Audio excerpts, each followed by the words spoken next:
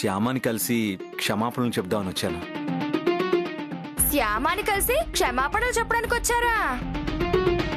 అవునండి. వద్దు బాబు, మీరు వద్దు, మీ క్షమాపణలు వద్దు. క్షమాపణల పేరుతో మా ఊళ్ళో మా వాళ్ళ ముందు మా పరువు తీయొద్దు. అది కాదండి. ఏది కాదండి? ఏది కాదు?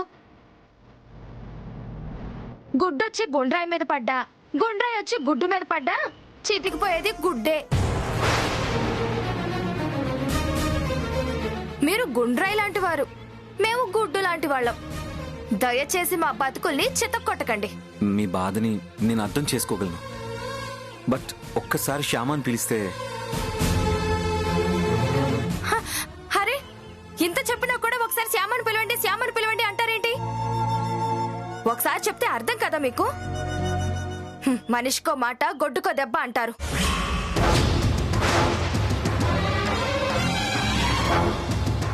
నిజంగా మీరు మనిషి అయితే వెంటనే ఇక్కడి నుంచి వెళ్ళిపోండి. సిగ్గు, శరము, మానం, అభిమానం ఉంటే ఇంకెప్పుడు ఇంకెప్పుడు ఈ ఇంటికి రావద్దు. ఏంటి ఇంకా అలా నిలబడ్డారు? వెళ్ళండి. సారీ అండి.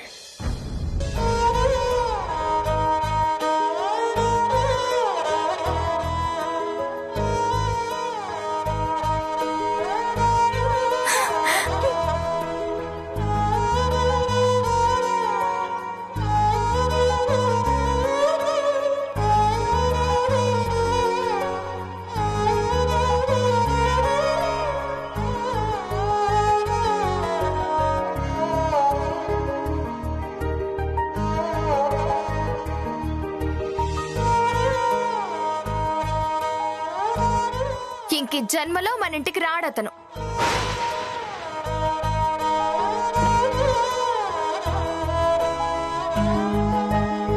ఇప్పుడు ఇప్పుడు నాకు తలనొప్పి వదిలిపోయింది. ఇంకా కాఫీ కూడా అక్కర్లేదు.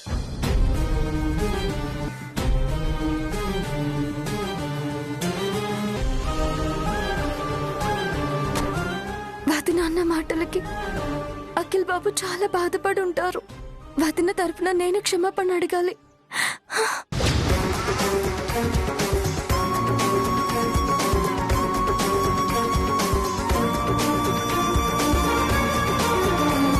అఖిల్ బాబు, అఖిల్ బాబు, అఖిల్ బాబు, అఖిల్ బాబు ఆగండి.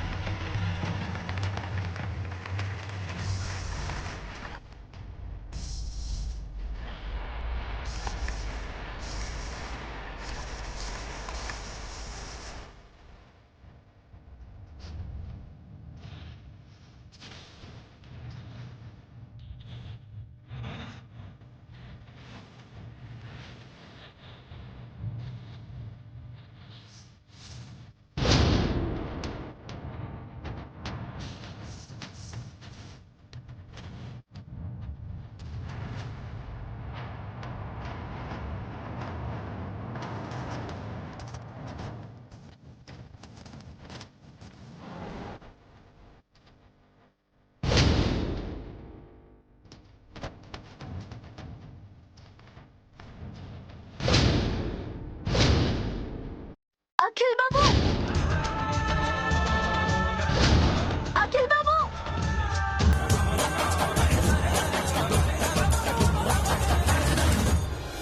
అఖిల్ బాబు.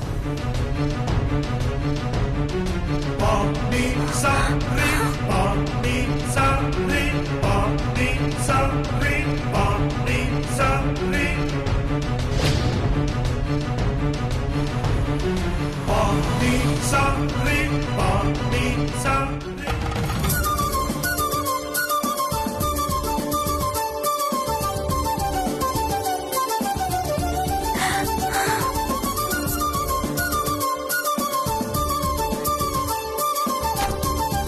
శ్యామా శ్యామా మీరు మిమ్మల్ని కలవడానికే వచ్చానండి. యాక్చువల్గా నేను మీకు క్షమాపణలు చెప్పడానికి మీ ఇంటికి వచ్చాను. తెలుసండి, నిన్న జరిగిన దాంట్లో నా తప్పు లేదని తెలిసి మీ అమ్మగారు నన్ను అనరాని మాటలు అన్నారని తెలిసి నేను బాధపడి ఉంటానని ఊహించి నాకు క్షమాపణ చెప్పి నా బాధ తగ్గించడానికి వచ్చారని నాకు తెలుసు. మీలాంటి గొప్పవాళ్ళు మాలాంటి చిన్నవాళ్ళ ఇంటికొచ్చి ఇలా క్షమాపణలు చెప్పాలనుకున్నారంటే మీరెంత మంచివారో, మీది ఎంత మంచి మనసో నేను ఊహించగలను. కానీ మా వదిన నోటుకొచ్చినట్టు మాట్లాడి మీ మనసు బాధ పెట్టింది. నా బాధ తగ్గించడానికి మీరొస్తే పాపం మీ మనసుకు బాధ కలిగింది. క్షమించండి, దయచేసి నన్ను క్షమించండి. అయ్యో, ఇందులో మీ తప్పే ఉందండి. మీ వదినన్న మాటలకి మీరు క్షమాపణలు చెప్పడం ఎందుకు? మీ అమ్మగారన్న మాటలకి మీరు క్షమాపణలు చెప్పడం ఎందుకో ఇది అందుకే. నిజానికి మీకు సారీ చెప్పడానికి వస్తే మిమ్మల్ని కలవనీయకపోగా మీ వదిన గారు అలా మాట్లాడేసరికి నాకు చాలా బాధేసిందండి. కానీ మిమ్మల్ని ఇలా కలిసి మాట్లాడేసరికి ఆ బాధ అంతా పోయింది. థ్యాంక్ యూ అండి. నా కోసం ఇలా వెతుక్కుంటూ వచ్చినందుకు థ్యాంక్ యూ సో మచ్. నేను వచ్చింది కేవలం అందుకోసం మాత్రమే కాదండి. ఎందుకోసం నన్ను కలవడానికి వచ్చారు? ఇంకెప్పుడు మనమిద్దరం కలవద్దని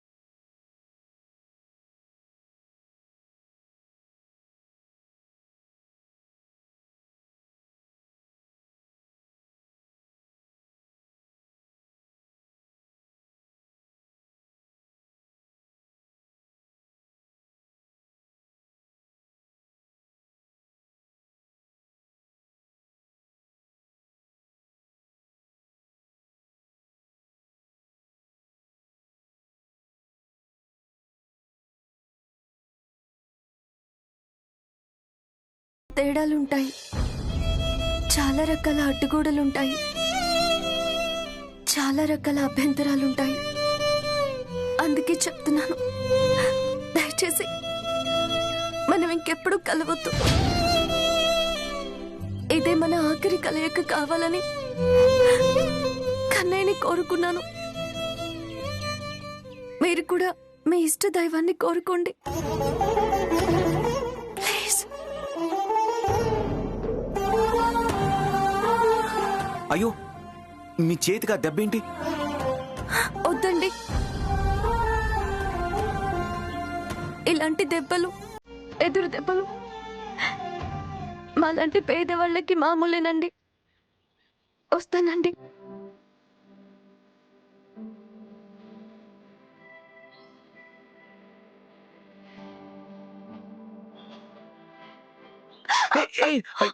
వద్దు.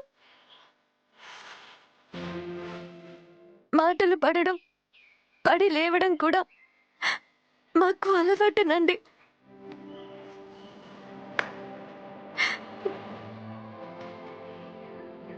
మీరు కూడా బయలుదేరండి. వస్తానండి.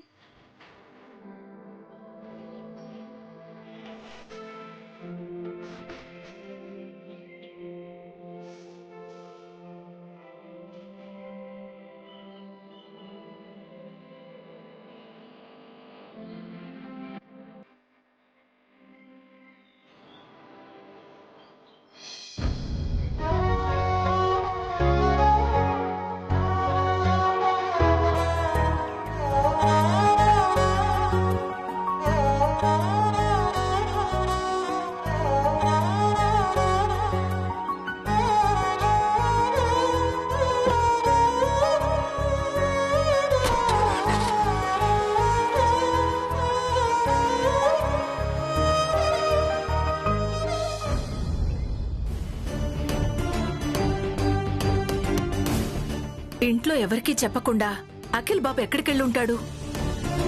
అదే నాకు అర్థం కావట్లేదు అత్తయ్య. ఫోన్ చేస్తేనేమో స్విచ్ ఆఫ్ అని వస్తుంది. ఏదో ముఖ్యమైన పనిలో ఉండి ఫోన్ స్విచ్ ఆఫ్ చేసి ఉంటాడులే ఐశ్వర్య. దానికెందుకు కంగారు పట్టాం? ముఖ్యమైన పని మీద వెళ్లేవాడే అయితే ఇంట్లో మనకి ఎవరో ఒకరికి చెప్పి వెళ్లేవాడు కదా. చెప్పకుండా వెళ్ళినందుకే టెన్షన్గా ఉంది.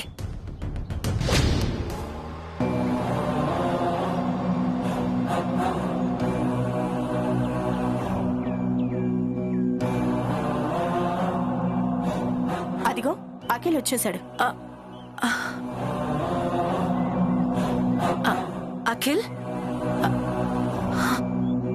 ఏంటి నాన్నా? ఏం నాన్నా అంత డల్గా ఉన్నా? ఏం జరిగింది నాన్నా? అసలు అసలు ఎక్కడికెళ్ళావు నాన్నా నువ్వు? కృష్ణాపురం వెళ్ళాను మమ్మీ.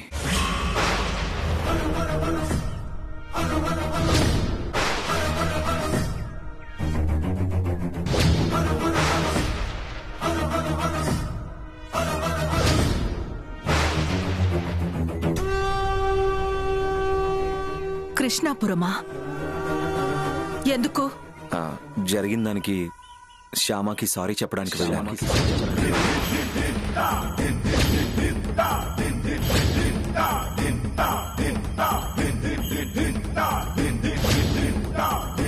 సారీ చెప్పడానికి నువ్వు వాళ్ళ ఊరికి వెళ్ళావా?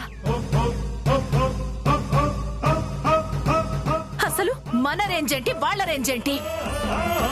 మనుషుల మధ్య రేంజ్లు, పొజిషన్లు, ఆస్తులు, అంతస్తులు ఈ తేడాలు ఉండొచ్చు మమ్మీ. కానీ తప్పొప్పుల విషయంలో మాత్రం మనుషులందరూ సమానమే. గొప్పవాడు చేస్తే తప్పు ఒప్పైపోదు, పేదవాడు చేస్తే ఒప్పు తప్పైపోదు మమ్మీ. నేను కళ్ళు తిరిగి ఆ అమ్మాయి ఒడిలో పడిపోవడం నా తప్పు మమ్మీ.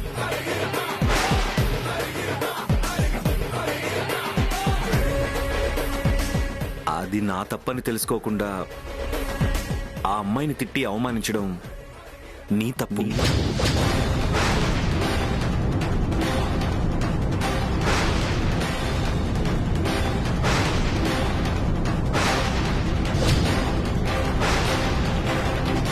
మన వైపు తప్పుంది కాబట్టి సారీ చెప్పడానికి నేను అంత దూరం వెళ్ళాను.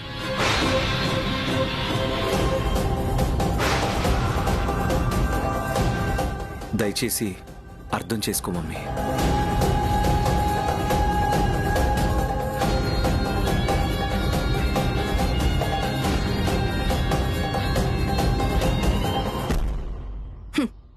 చూసారా?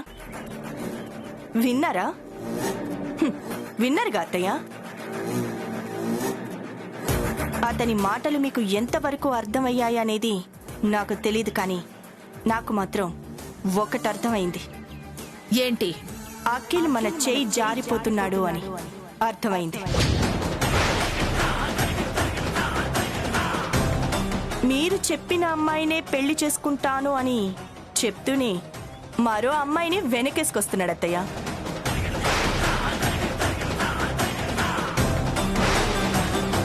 అది జరిగిన దానిలో తప్పు మనదంటూ తప్పు చేసిన ఆ అమ్మాయిని వెనకేసుకొస్తున్నాడు. ఇలా ఒక అమ్మాయిని వెనకేసుకొస్తున్న వాణ్ణి నమ్మి మనం నక్షత్ర సంబంధం విషయంలో ముందుకెళ్లటం ఎంతవరకు కరెక్టో ఆలోచించండి అత్తయ్య.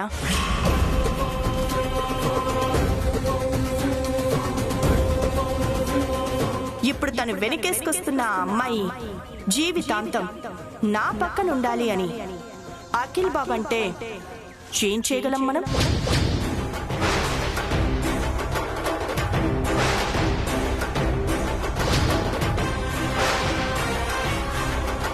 నువ్వు మరీ ఎక్కువ ఆలోచిస్తున్నావు ఐశ్వర్య. అఖిల్ బాబు అలా చేసేవాడు కాదు. తన పెళ్లి బాధ్యత పూర్తిగా అత్తయ్య గారి నెత్తిన పెట్టాడు.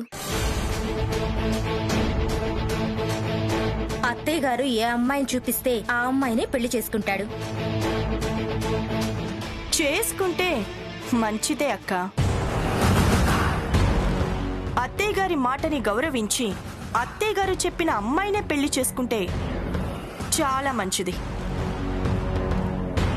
ఒకవేళ చేసుకోను అంటే ఏంటి పరిస్థితి? అమ్మో, అటువంటి పరిస్థితి రాకూడదు. వీలైనంత తొందరలో నక్షత్రకి అఖిల్కి పెళ్లి చేసేయాలి. వెంటనే నిశ్చితార్థానికి ముహూర్తం పెట్టించాలి. Sir sir sir sir sir okay okay, నేను మళ్ళీ చేస్తాను. ఏంటి మీకేదో లెటర్ వచ్చింది సార్. చదువేంటో? అలాగే సార్.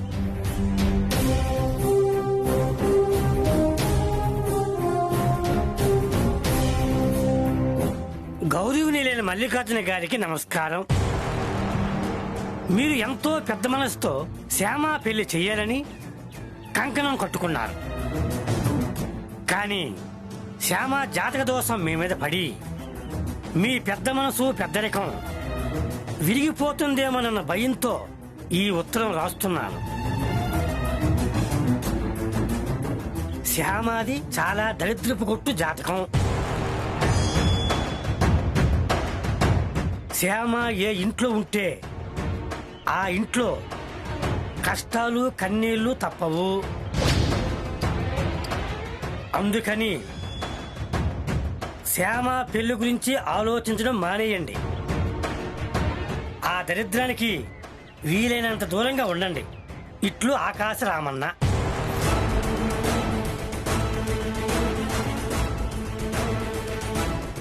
ఇదేంటి సార్, శ్యామ గురించి ఇలాంటి ఉత్తరం వచ్చిందేంటి?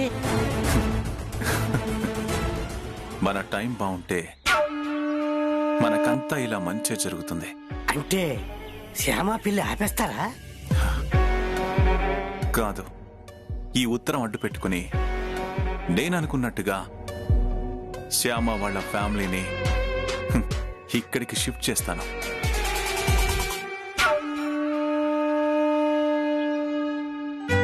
నాన్న, అమ్మా, నాన్న వాళ్ళు వచ్చారు. మంచినీళ్ళు తీసుకురా. అలాగేనమ్మా.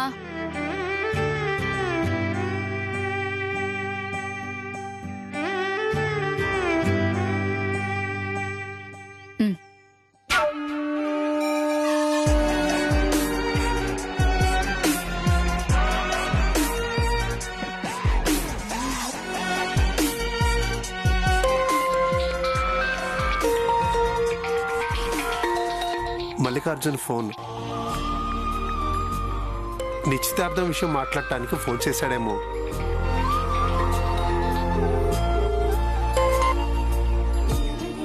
హలో.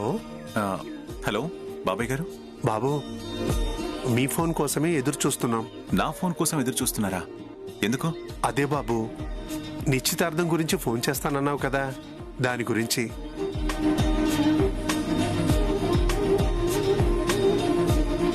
ఏం నిశ్చితార్థమో ఏంటో బాబాయ్ గారు, ఈ పెళ్లి జరుగుతుందని నాకు అనిపించడం లేదు.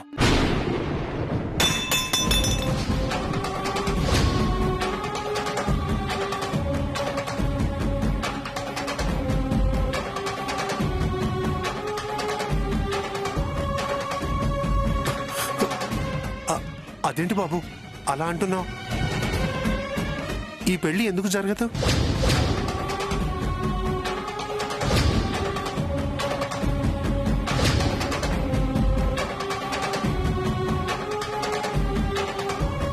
అవన్నీ ఫోన్లో ఎందుకు బాబాయ్ గారు?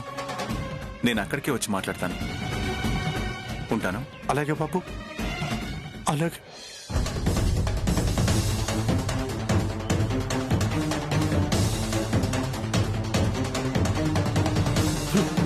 మీరు నాకు ఈ జన్మకి అర్థం కారు. ఏంటండి, పెళ్లి జరగదు అంటున్నారు? అసలు ఏమైంది? ఏమోనే, మల్లికార్జున్ రేపొచ్చి మాట్లాడతానంటున్నాడు. నిశ్చితార్థం దాకా వచ్చి పెళ్లి జరగదంటున్నారంటే కారణం ఏమై ఉంటుంది? ఏమై ఉంటుంది?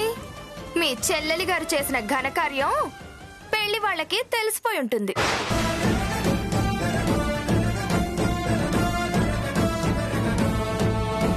అర్థం కాలేదా?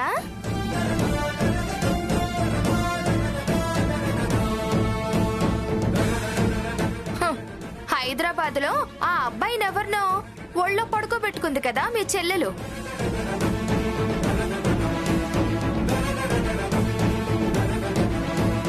ఆ విషయం ఆ నోట ఈ నోట పెళ్లి వాళ్ళకి తెలుసుంటుంది.